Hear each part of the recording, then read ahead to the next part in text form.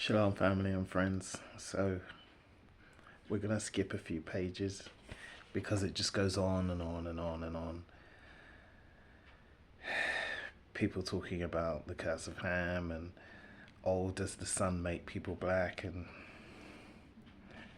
why do some animals have different furs and stuff? Is it because of the cold climate? And just really going round and round in circles, consulting previous people's works. But they're just trying to work these things out. That's why I called it critical race theory. Everybody was just, they had different ideas, different notions. But there were writers, explorers, philosophers using works of Romans. Everybody was just baffled and trying to work it out. But it's the lies which got in the way of what people were trying to work out in the first place. The displacement of peoples, renaming of countries, making whole new races.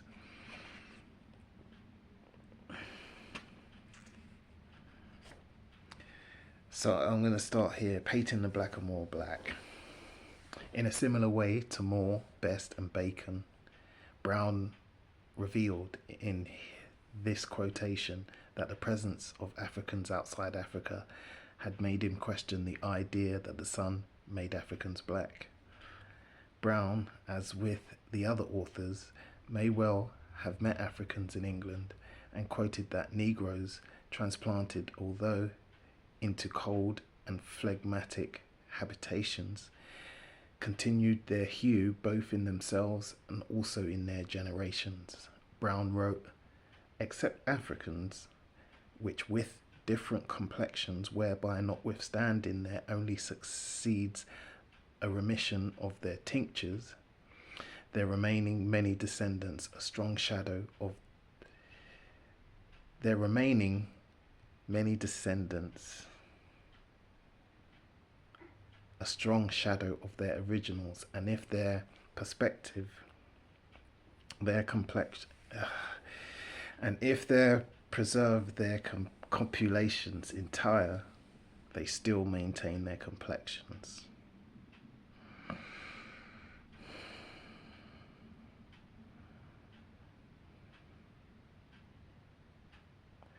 So when they mix, you get mixed race children. You can still see they've got blackness in them. But even if they're born in England or in cold climates, when they reproduce, their children are still black. This is what they find. They're thinking, how is that? Then it can't be climate and blah blah blah. But we'll get to that eventually. In early modern English society, some African people appeared to have maintained their colour, and Bacon may have seen this. The physician Juan Hart in Spain, 1958,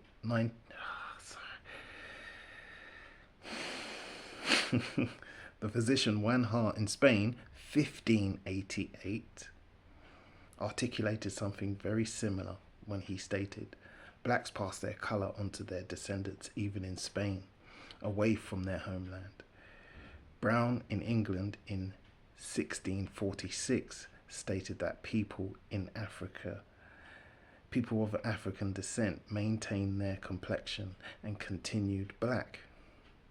These comments may have been based on observing Africans and their children in England, such as those of Henry Antoine Jetto. Jetto's family lived in Holt, Worcestershire. Jetto himself was described as a blackamoor, and as being Jetto from the French word for black.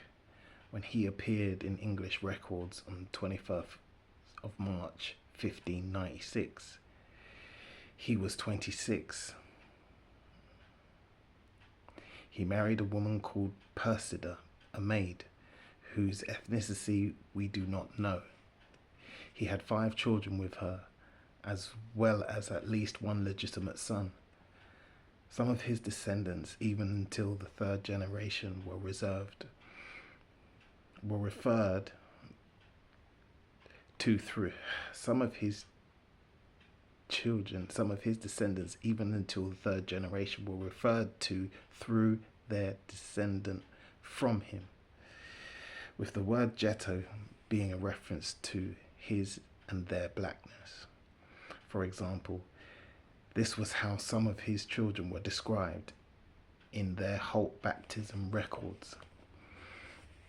The same day was Sarah, the daughter of Henry Ghetto, a blackamoor, servant to Sir Henry Bromley, baptized 10th of December 1598. June 29th was Margaret, daughter of Henry Ghetto, a blackamoor, baptized 29th of June 1601. 26th of April was Eleanor, the daughter of Henry Ghetto, the gardener to Sir John Bromley, baptized in 1607. The 5th of March was Richard Ghetto, son of Henry Ghetto of Holt, baptized on the 5th of March 1608. By 1607, the children's baptism records no longer referred to their father by the term blackamoor, but the ethnic sobriquet Ghetto remained as the last name. The next generation of Ghetto's descendants were described accordingly. Henry, son of John and Isabel Ghetto, buried 14th of March 1641. John, the son of John and Joanne Ghetto, was baptized 2nd of May 1667. Henry, the son of John and Joanne Ghetto, was baptized 16th of October 1671, great-grandson of Henry Ghetto.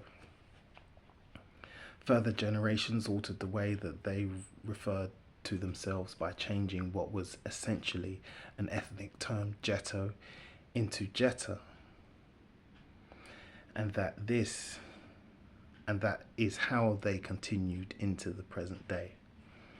Thomas Jetta, buried 15th of May 1717. Indeed, Thomas Jetta was subsequent generations of the Ghetto family may not have maintained the Morisco tint, the blackness, and therefore the term Ghetto or blackamoor may have seemed unnecessary, even incongruous. It may have also been the reflection of the times. In the Georgian period, strong ideas about the science of race had emerged, and Britain was the largest slave trading nation in the world. To live in Britain and have this ethnic ambiguity may have been problematic for the Ghetto family. However, in the early modern period, where they still retained the shadow of their originals, that Africanness was self-evident.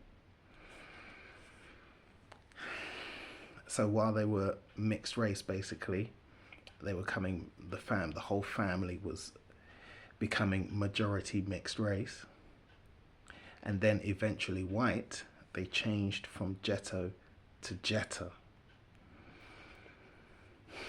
As you see, like, even across, it makes you question, like, even across Europe, people have surnames which mean black. And you wonder where that surname came from. And as you see over here in Britain, people adapt that surname to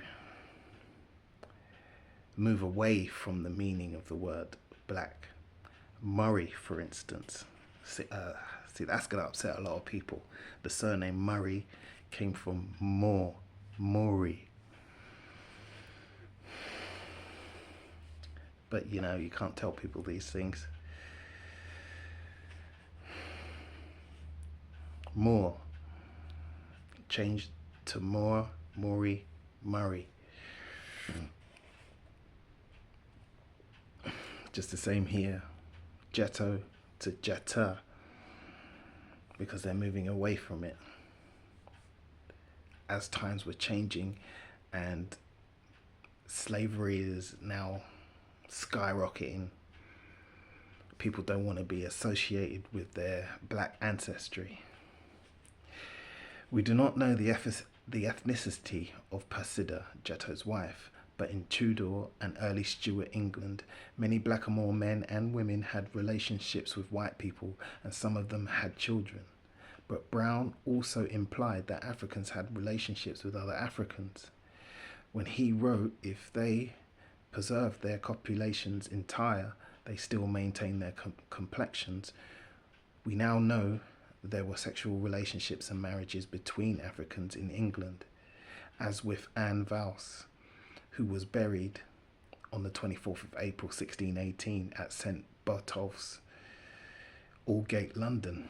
She was described as Anne Valse, a blackamoor, wife to Antoine Valse, trumpeter of the said country.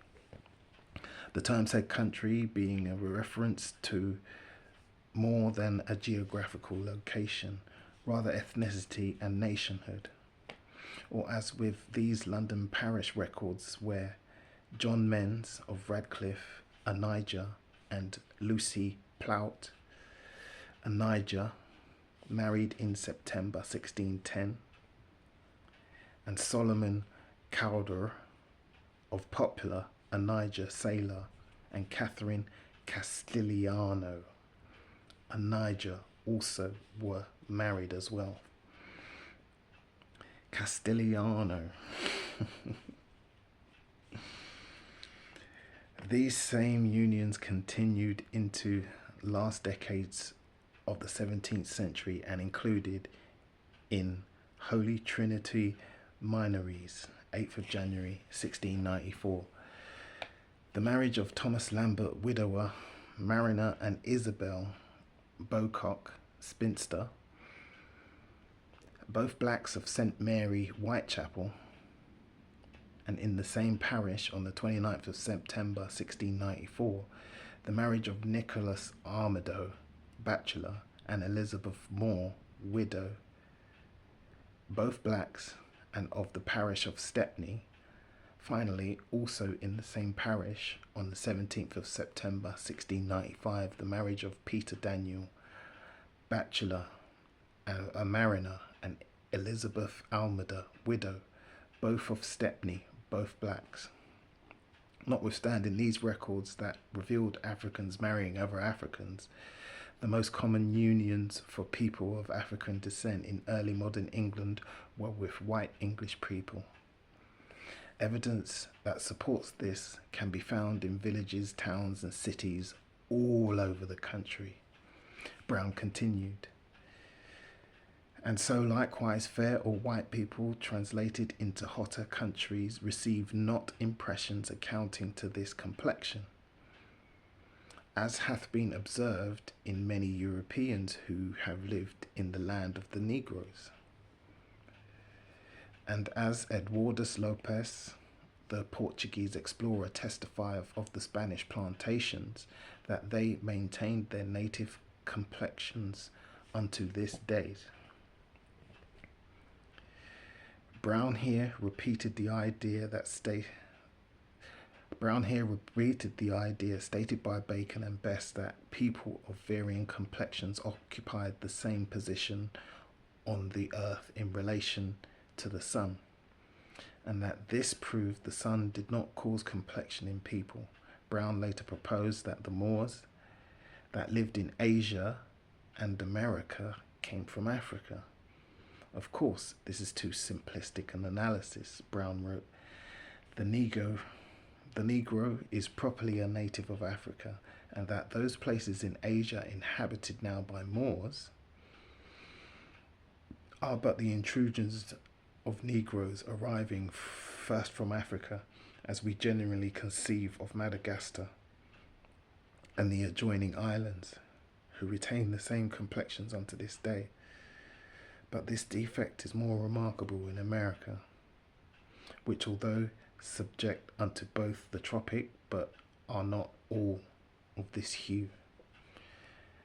Brown then set about disproving the idea stated by Bacon that water was later the cause of blackness in Africans. So the Negro is probably a native of Africa, and that those places in Asia inhabited by Moors are but the intrusions of Negroes first arriving from Africa.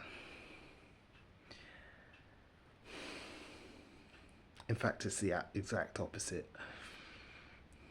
They were there all along. It's just that other people have moved into this Asia. And we're not talking Asia here. We're talking about the Middle East. You see, back in these times, there was no Middle East. It was West Asia. So he's talking about the Middle East.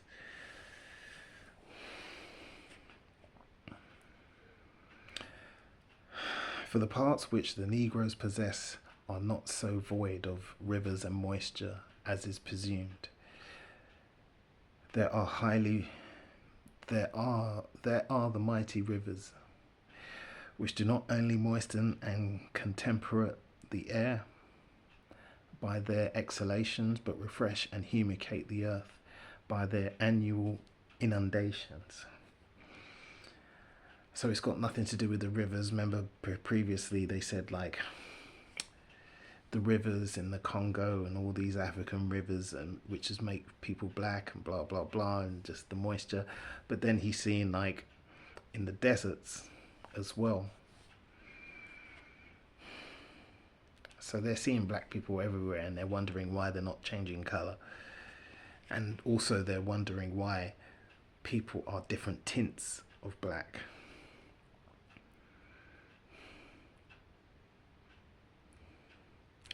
So through what's happened through the Greeks, the Romans, the Crusades and everything, people have this confusion about where things originate from, where people originate from. And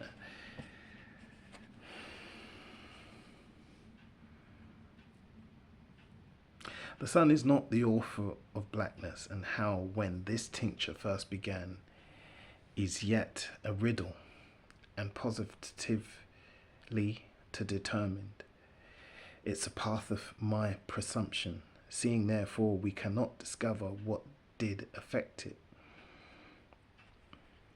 In desperation, Brown repeated the same myth as Bacon about certain rivers turning some men black and others white. He also continued to quote notions about the power of illusion, which he called the power of efficacy of imagination. Brown quoted from the classical legends of Hippocrates and Helidor, that spoke of a Moorish queen who, upon aspection of the picture of Andromeda, conceived and brought forth a fair one. And this perhaps might some say it was the beginning of this complexion. Whiteness, but the emphasis his own. Induced first by imagination, which having once impregnated the seed, found afterwards concurrent cooperations which we continued by climate, whose constitution advantaged the first impression, and because the snow, hawks, kites, bears, and other creatures became white. And by this way Austin conceiveth the devil provided. This quotation is significant because it starts with a discussion of Hippocrates that repeated ideas we have already discussed. But Brown ends with an idea that Africans were the original and that white people may have been imagined by them. Brown suggested that whiteness could be an anomaly, continued by the climate, until it became an adaptation. This being relative of environmental determinism.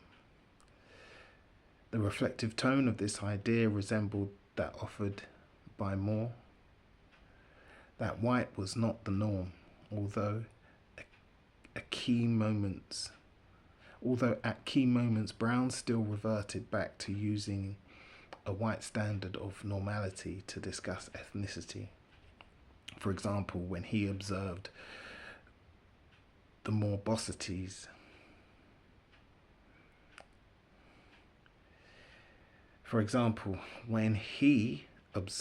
that morbosities have made the Chinese have little feet and most Negroes have great lips and fat noses, the normal in each case were white features, and the morbosities the features of others.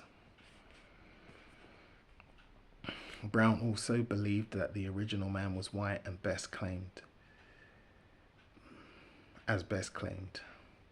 But in a similar way to Bacon, he included Africans within the family of humankind when he queried them. When did the seed of Adam first receive this tincture of blackness? Nevertheless, Brown had only begun his exploration of blackness, and having disproved the most popular theory in early modern England that blackness was caused by sun and or heat, moisture, he then argued against interpolations of the curse of Ham. This is in chapter 7, entitled Of the Same.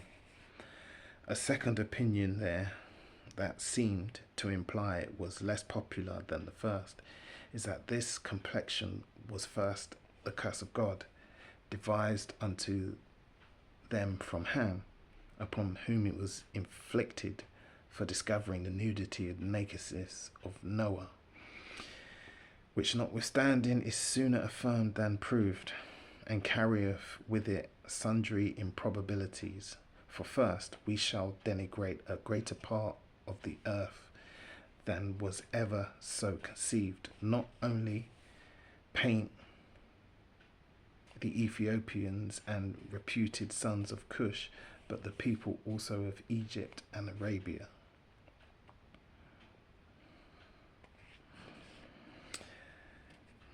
So now he's noticing the difference, that there's so many different types of black people. How can we put the curse of Ham on blackness, on black skin?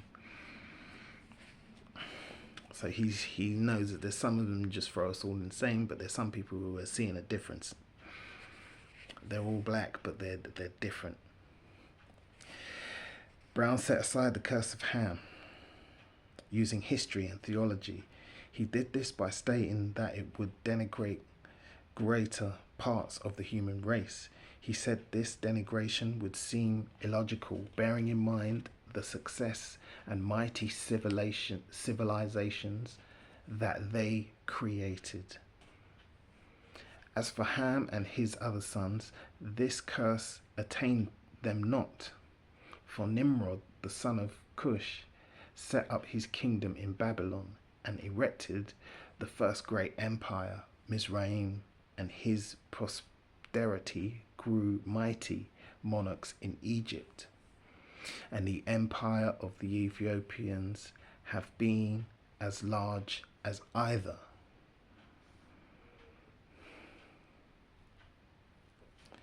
So, empire of the Ethiopians, empire of the black folks. So back then they knew they had great civilizations in Africa and empires.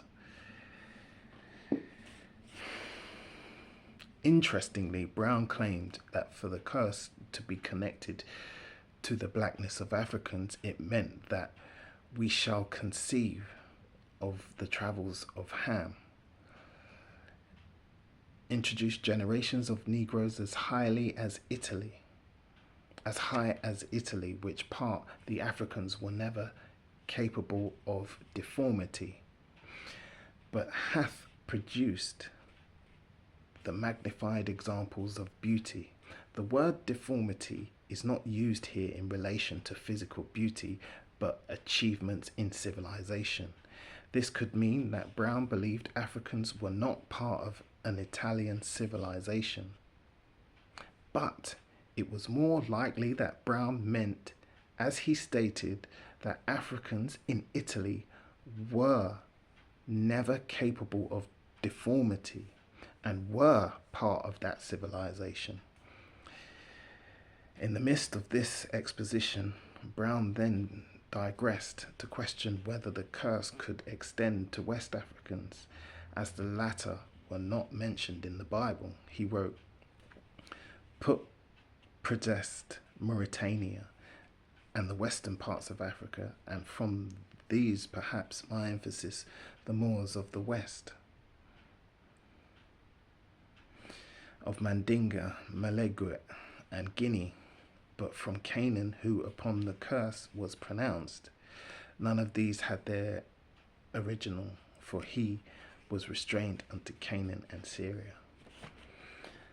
So like I said, don't pay attention to these. We know it's not biblical accurate.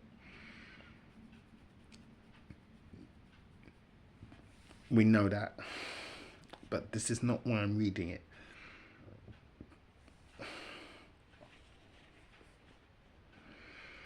This is a very important refutation of calumny championed by political, scientific, and theological racists in the 19th and 20th centuries.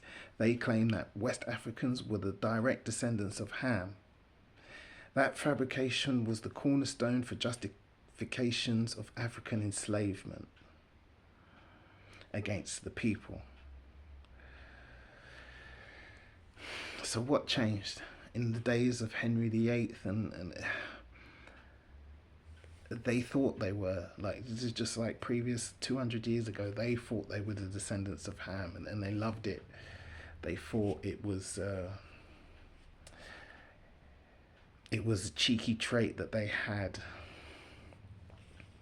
mischievous, to live like kings and to misbehave, but then it became the way that they used to label their political opponents.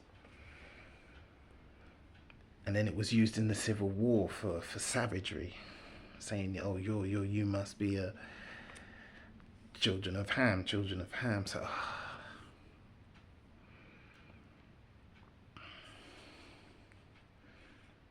Brown, in the early modern period, however, asserted that these Africans were not the children of Ham. Nevertheless, Brown's most salient point was that the curse could not apply to any Africans at all because they did not view their blackness in that way.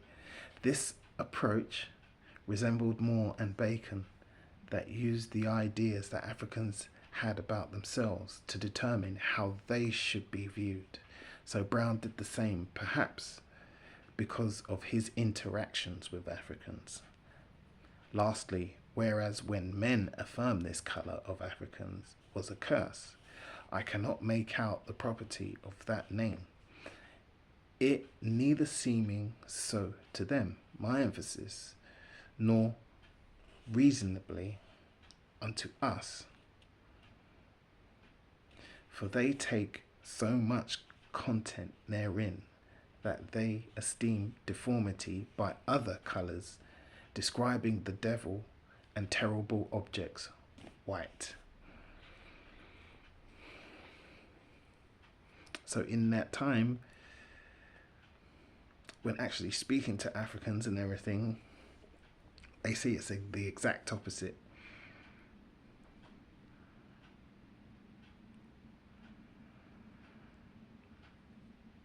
The Africans at that time, they saw bad things, the devil, and terrible objects as white. And as we now know, that was totally flipped on its head. Everything was flipped on its head. As you know by the English language, black magic, white witches.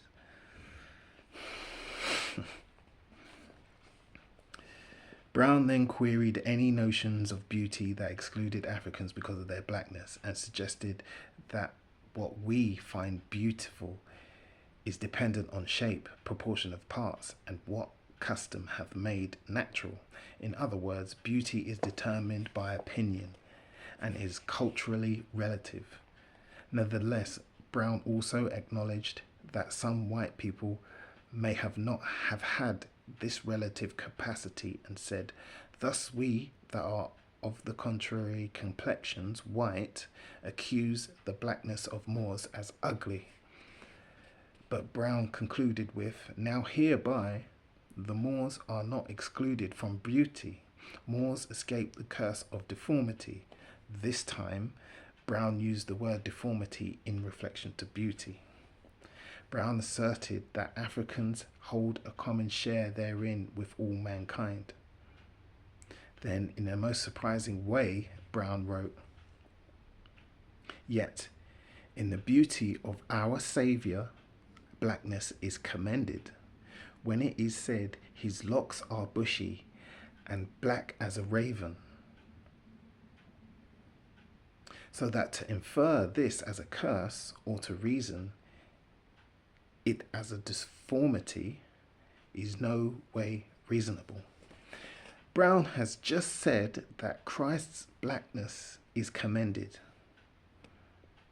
Now, to follow this theoretical posturing, Brown cannot claim that our Saviour was only as black as a tawny Moor.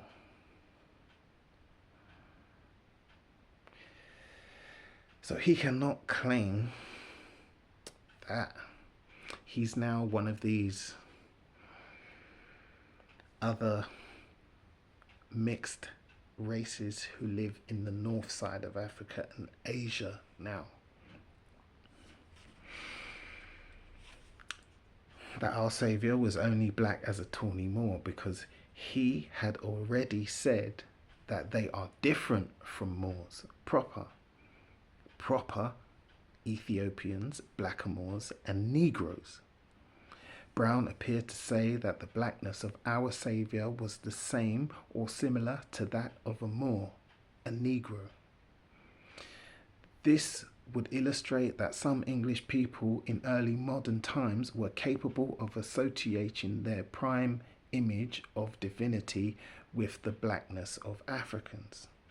For Christians, our Saviour was also the Son of God, and Brown's aside was actually indicative of early modern ideas about the blackness of Jesus and God.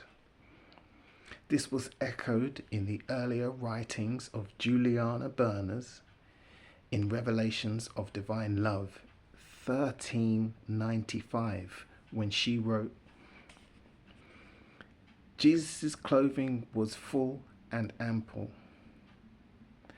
as befits a lord, most sober and comely. His expression was merciful, the colour of his face a comely brown, with pronounced features, his eyes black, most comely and handsome, appearing full of tender pity. Early modern English men and women could envisage Jesus as black, brown, and comely. Their Jesus was a man that looked like he was from the places where he was born and lived, Western Asia and Kemet. Of course, these representations of black and brown Jesus could be justified from interpolations in the Bible, but ultimately this Jesus was reflected of a certain English desire to have an authentic face of God, as this was not a white face. Finally, Brown's last chapter on blackness, chapter 7, called A Digression Concerning Blackness, admitted that the two theories on Africans that he had just written about were repugnant unto each other. It may not be presumptive or skeptical to doubt of them both. After this statement, Brown then explained how blackness may be the result of a chemical reaction other than fire. He wrote of the bodies that change colour when burnt and appear black. He called this an infection of their own surface. And so doth fire but cleanse and purify bodies because it consumes the sulfurous part. So now he's saying basically that these two things don't mix. The curse of Ham plus Christ being black.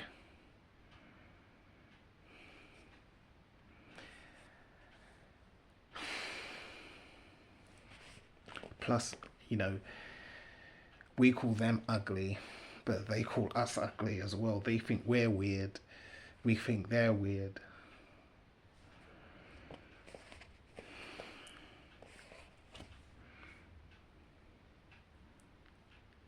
They describe all bad things as white. We describe all bad things as black.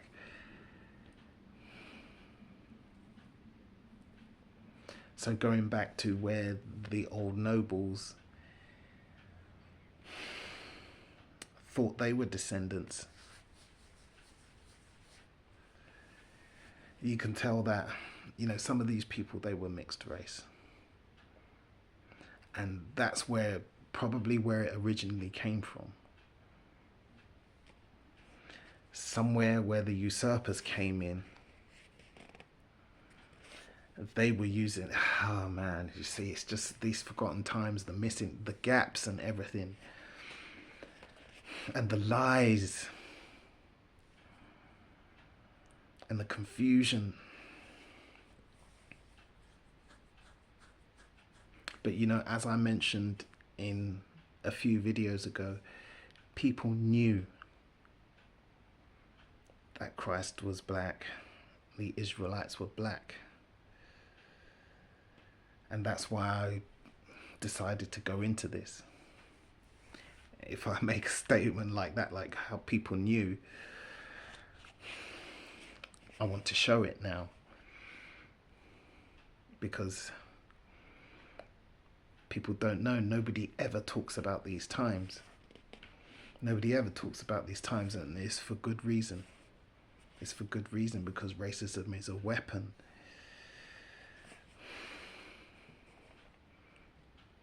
And your ignorance is used against you, and this will be done again. It will be done again.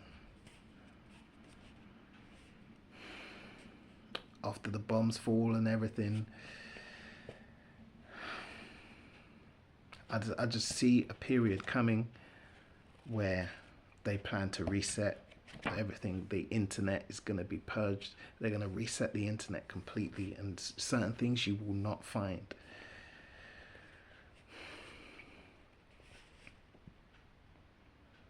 Especially social media, everybody's TikToks, everybody's YouTube channels, where we're trying to tell you the truth. We're trying to tell you unknown things. Things that the schools won't teach you. That is just going to, it's just going to be gone.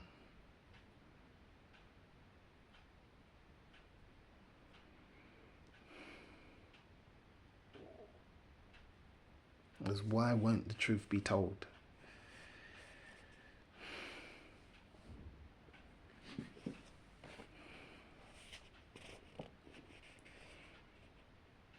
He explained that corroding water will induce blackness. It performeth by an acid vitriolus. Brown suggests that this may be why the Ethiopians or Negroes become coal black from fuliginous efflorescence and complexual tinctures arising from such probabilities as we have declared before.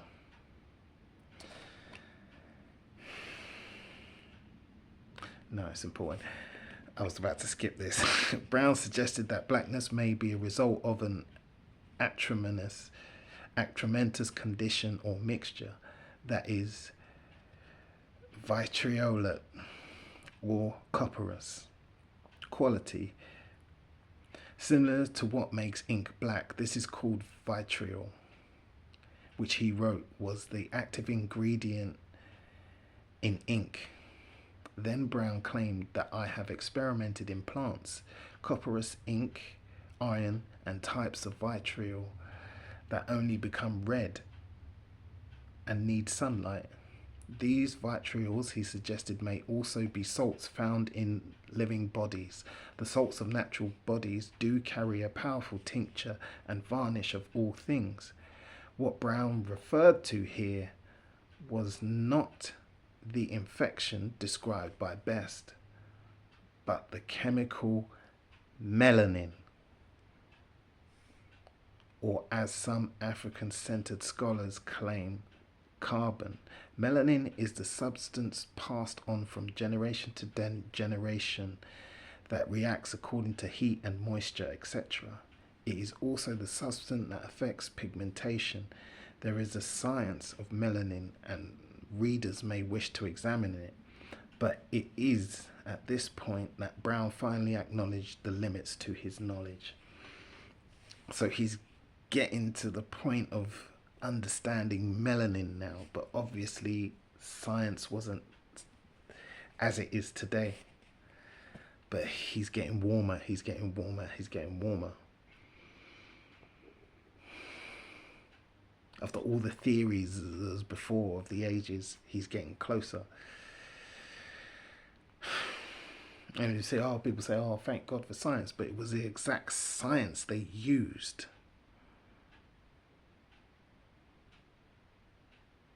to throw us into slavery and to tell the lies. So you see how science can be bought.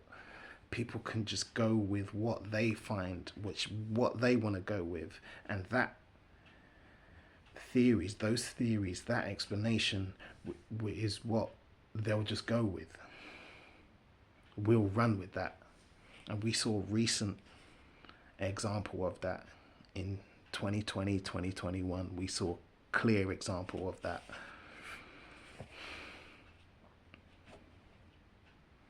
How you come back and just run with certain narratives, and now everybody has to believe that.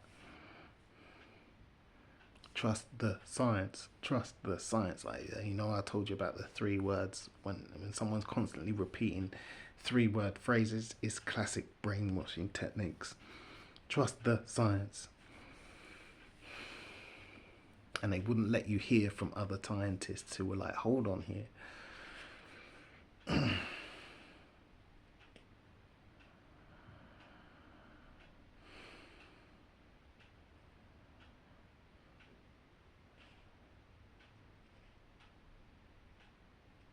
Lastly, it is injurious method of philosophy and a perpetual promotion of ignorance in points of obscurity, nor open unto easy considerations to fall upon a present refuge unto miracles, or to refer unto immediate contrivance from the unsearchable hands of God. Certainly, this is a course more desperate than antipathies, sympathies, or the occult qualities.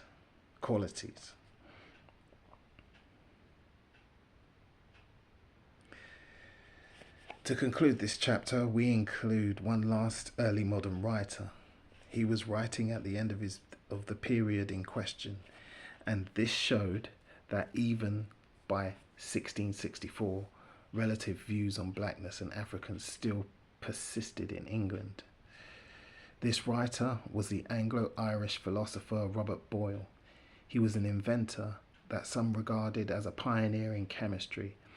Boyle's explanations on the complexion of Africans were nestled within his wider discussions on chromatics. He introduced his treatise by examining the nature of colours. Boyle suggested that even the terms white and black are intrinsically misleading. He questioned whether white actually existed. Of course, whiteness is a relative term, and was often used to refer to skin colour that is lighter than other complexions without actually being white. Boyle suggested that those bodies which reflect the light outwards more than they absorb should be called white, and that any attempt to create the sensation of whiteness with liquor and oils, etc., was difficult because whiteness fades. Black bodies receive and retain all the motion of the sun, and the black bodies reflect but little of the light which falls on them. Boyle had broken this argument further along the trajectory than Bacon and Brown, as ultimately he claimed that all colours are illusions. Boyle then wrote, "The cause of blackness in whole nations of Negroes was long since being disputed by learned men, who possibly had done well to have considered why some whole races of other animals, as foxes and hares, and are distinguished by a blackness unusual to the generality of the same species." Boyle continued, "It is commonly presumed, my emphasis, that the heat of the climates inhabited by Negroes is the cause of their colour.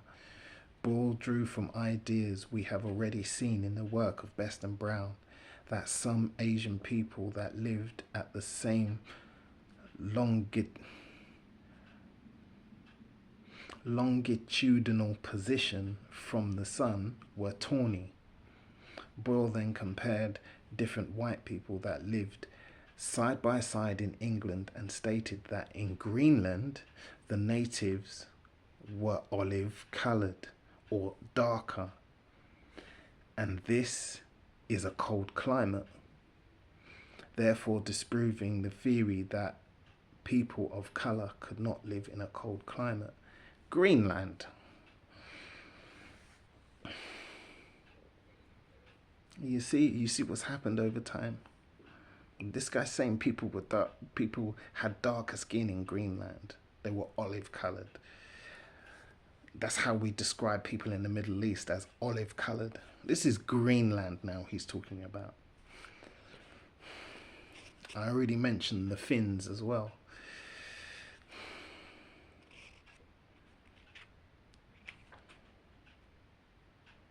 But that's what immigration has always done. Immigration is the thing that happens. This is what smart people know this. People who know history know this. Immigration has changed the outlook of things and how we see. People think, oh, we're the originals here. And yeah, it's like, well, not quite. Not quite. You see, as the Finns stayed in Finland, because of the people who were surrounding them, eventually the Finns became white and started to adopt more European features. But the Finns who migrated, who went to America and other places, they were still, they had still like kind of had that the different genes inside them from interracial mixing and traveling. It's like with South Americans, for instance. You look at proper South Americans and you can see these people, they've got the blood of the ancients.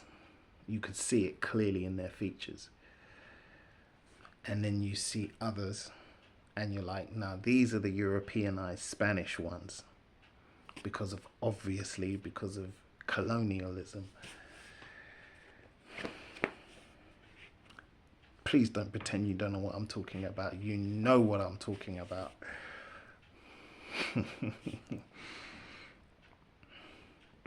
It's the same with us. It's the same with us. Sometimes you'll see an African American, a West Indian, a black South American, and you can see an African on African soil and they look exactly the same.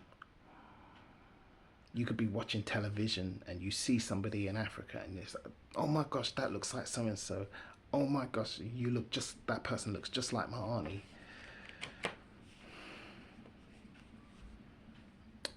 But then there are others, West Indians, African Americans, black South Americans,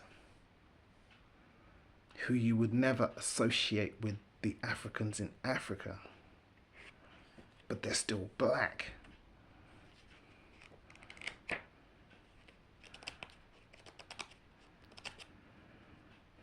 So when you really look into these things, it is critical race theory. It just makes you question. It just makes you question. Like with this Jetta family, they originated from black peoples, but over the times, over the years, they're now white people. The same would have happened in Haiti. All the white people who lived in Haiti that times, did they all up and leave and go to France? Did they all leave, or did they stay? And then now, over the centuries, they're now black people.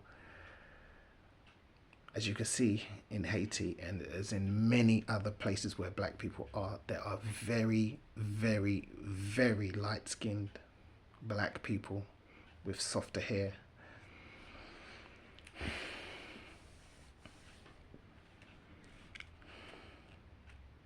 It just makes you think, man. It just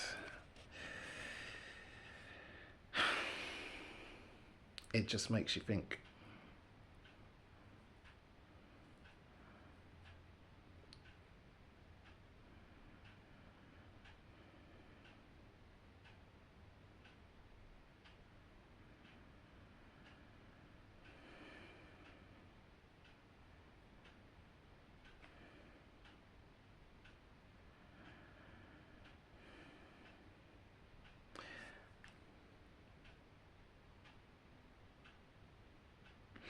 Therefore, disproving the theory that people of colour cannot live in cold climate, Boyle's next switched his attention to the curse and myths.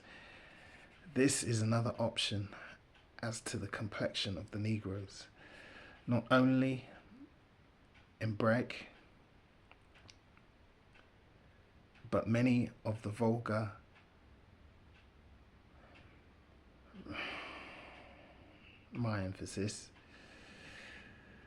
writers,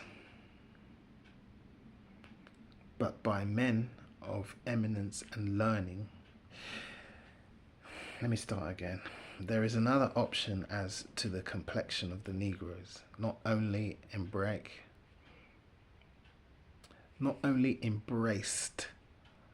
Sorry, it's been spelt differently.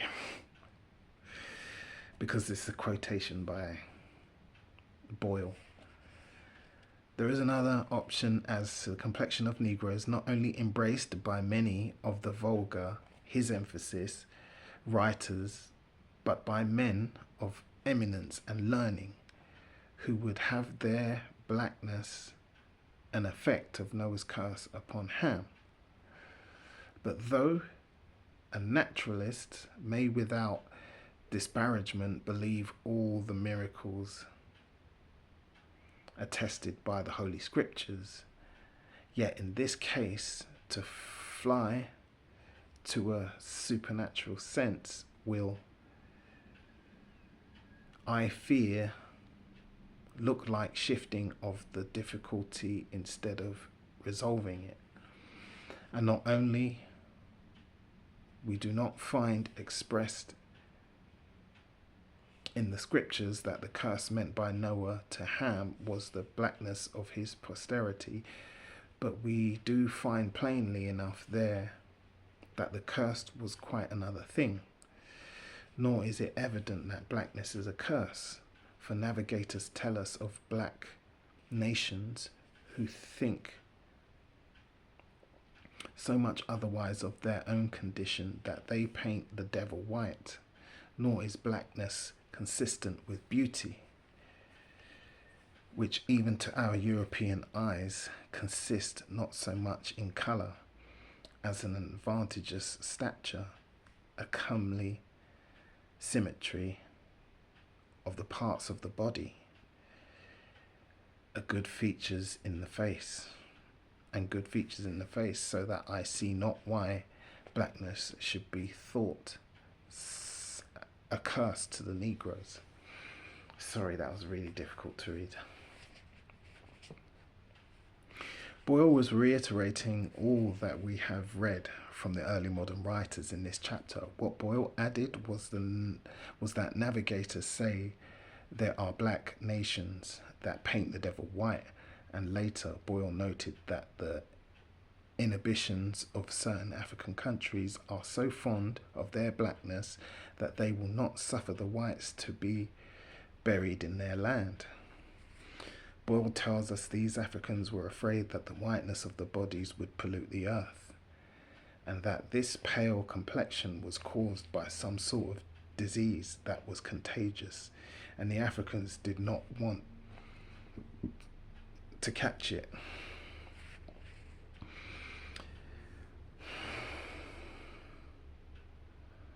Leprosy.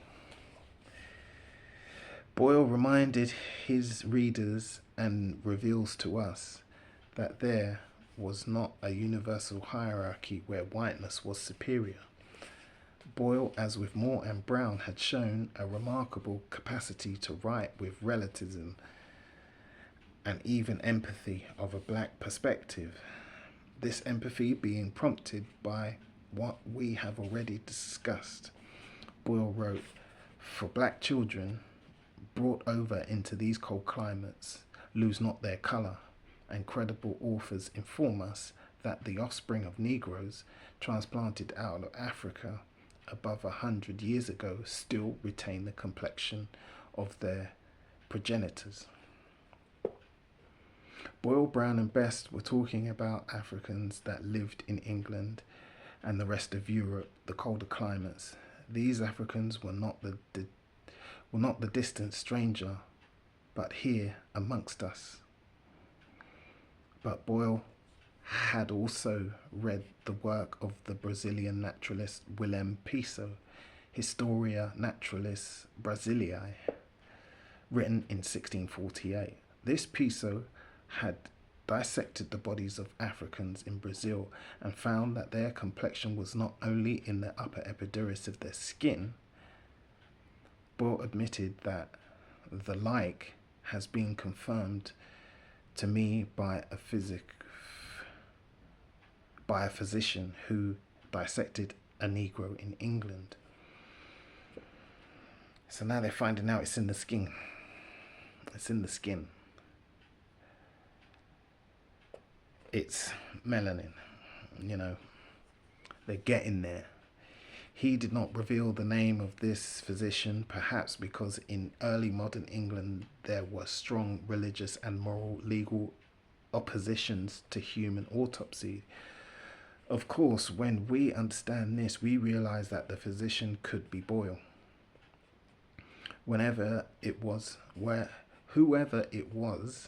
that actually performed these experiments, they preferred sameness and not difference. The results of these experiments were quite different to similar ones engineered in the 19th century and 20th centuries that were used to justify scientific racism.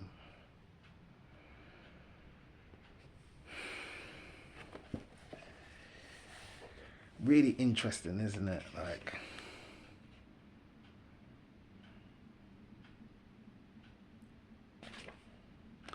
There's just one page left and then the chapter ends, so I might as well squeeze this in.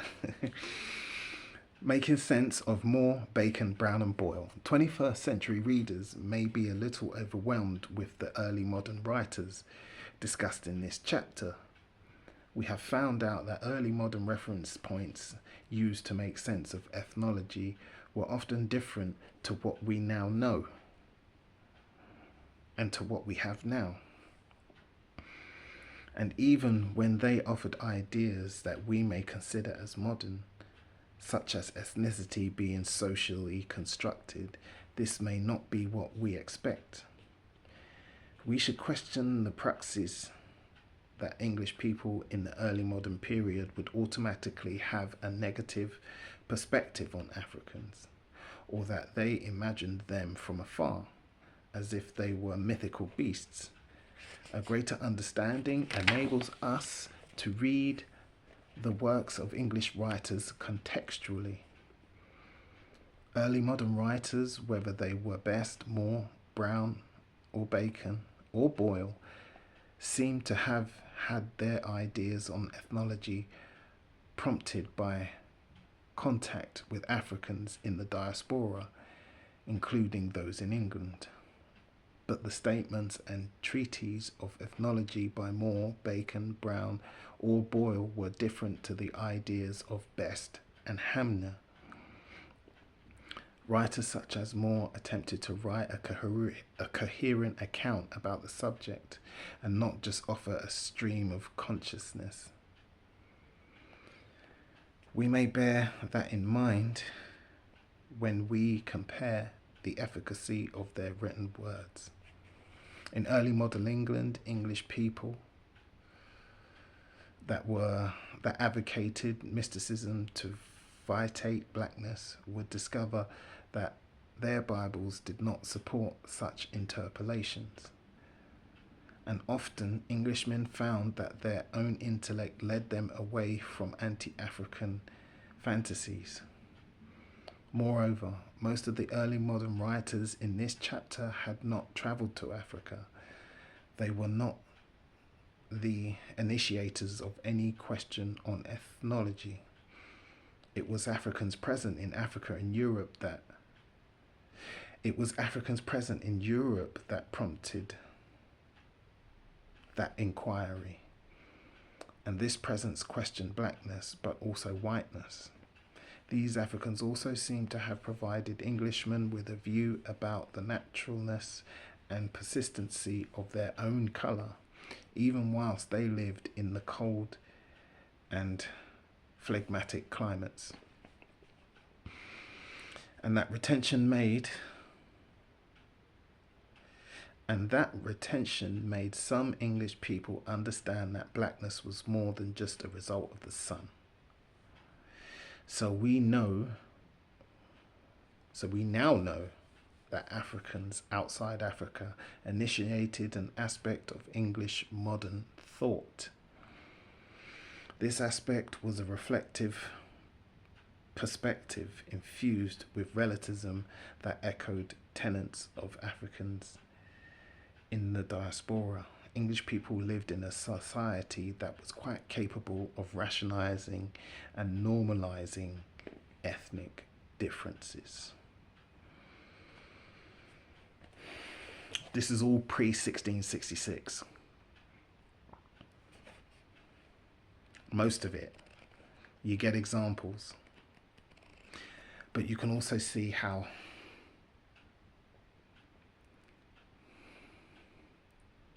we all know what happened in Spain, 1492, onto them was into the 16th century. And how those Catholic mindsets and narratives would have slowly moved over and went around the world.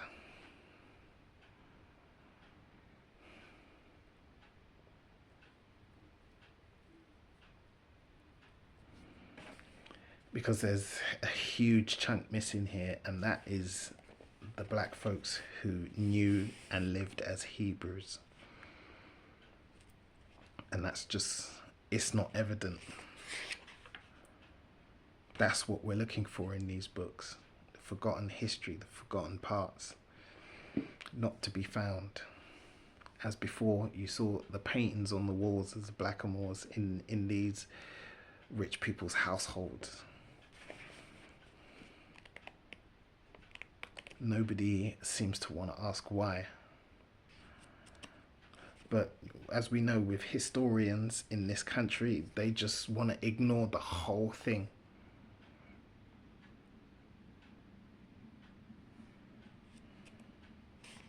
And then when it's something that they can't hide, oh, that's just one black trumpeter who worked from the king, he would have been a slave brought over from travels. And it's just like, we now know.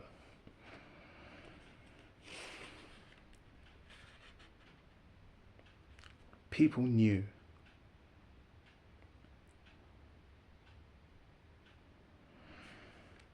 People knew.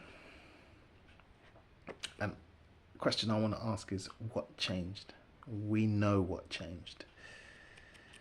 There was a collective mindset.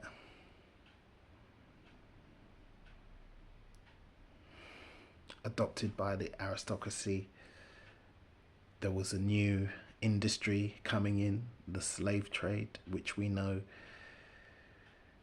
it was Britain's thing. So then they adopted the curse of Ham, and then everyone acted accordingly, because obviously the aristocracy, the rich people, they would have had money in this thing. And then the scientists and everyone acted accordingly, because obviously there were still people who were around who knew the truth, who weren't down with that. So they had to change the whole mindset. They had to bring science into it, and just to go along with the narrative. They used the Bible and then science.